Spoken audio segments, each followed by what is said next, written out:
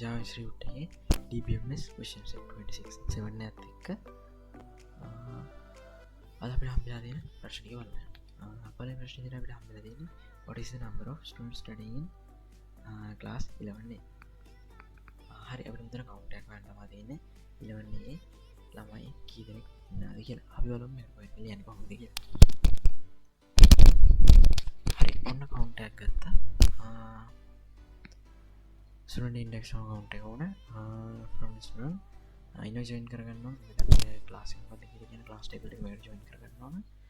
ඔන්න join කරගත්තා. ඊට පස්සේ condition එක විදිහට class name එක 11A. හරි අපි බලමු 11A ළමයි කී දෙනෙක් ඉන්නවද කියලා.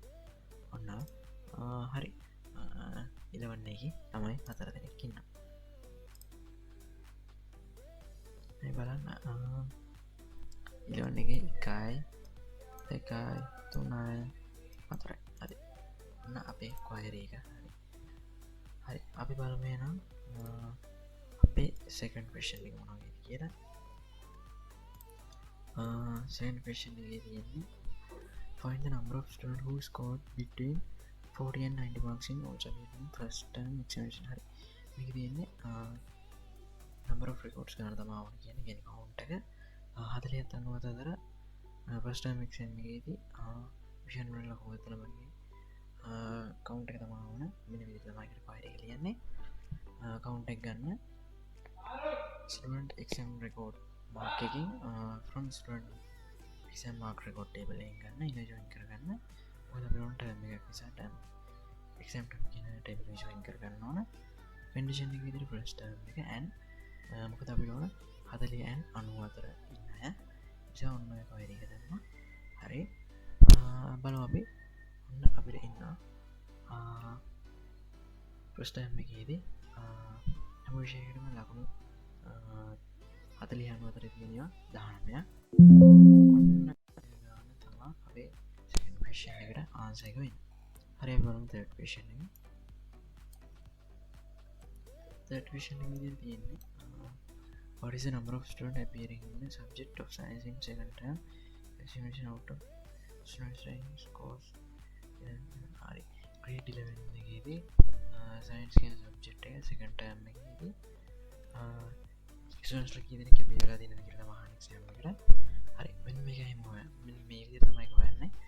අපි ඕනේ student count එක mark count එක ගත්තාම අනිවාර්යෙන් ඉන්නේ exam එක කියලා ඉන්න අය. හරි ඒ නිසා අපි mark count එක ගමු. මෙන්න මේ table එකෙන් තමයි ගන්න ඕන. අපි condition දෙකක් පාවිච්චි කරනවා subject name එක සහ term name එක. ඒ නිසා මෙන්න මේට subject සහ term exam term කියන වගේ දෙකම ඉන්න join එකක් කරලා අපේ query එකට join කරගන්න. හරි අපි බලමු මේකට answer එක. හරි ඔන්න 8ක් ඉන්නවා අපේ exam එකට face කරපු අය second term එකේදී science subject එකට. හරි මේක තමයි අත්‍තරම හරි උත්තරේ. හරි එහෙනම් අපි යමු ඊළඟ ප්‍රශ්නෙට. අපි බලමු ඊළඟ ප්‍රශ්නයක් තියෙන කියලා. ඊළඟ ප්‍රශ්නේ ඉදිරියේ find the following details. I don't need class students who scored marks more than 60 marks from mathematics in. හරි mathematics වලට ලකුණු 60ට වඩා ගත්ත අයගේ second term එකේදී 11 පන්තියේදී මෙන්න මේ විස්තර ටික දෙන්න කියලා තමයි කියන්නේ admission number එක first name last name marks සහ date of examination එක.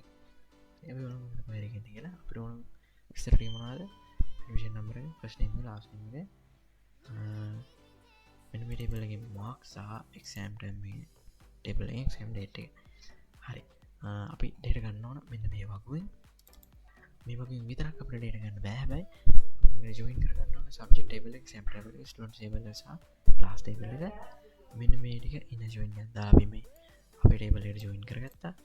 අපේ ඊට පස්සේ condition විදිහට තියෙන්නේ second term එක වෙන්න ඕන subject name එක mathematics වෙන්න ඕන සහ mark එක 60ට වඩා වැඩි වෙන්න ඕන සහ class එක 11A වෙන්න ඕන. මෙන්න මේ විදිහට තමයි අපේ query එක ලියන්නේ. අපි බලමු මෙහෙම ඉන්න student එකේ detail ටික. හරි ඔන්න ආවා අපේ data ටික. හරි මෙන්න මේ විදිහට තමයි fourth question එකට answers ලැබෙන්නේ. හරි අපි බලමු එහෙනම් fifth question එකට කොහොමද answers ගන්න කියලා. හරි අපි බලමු අන්න තියෙනවා find the number of students in class A who scored more than 60 marks in science subject in the scored examination. හරි උඩම කිය විදිහටමයි මේක හොයන්න තියෙන science subject එකට නම තමයි මේකේ ගන්න ඕන count එක.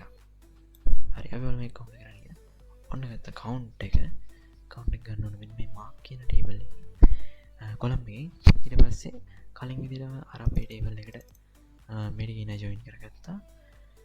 අපේ කන්ඩිෂන්ස් හැබැයි වෙනස් වුණා මේකේ.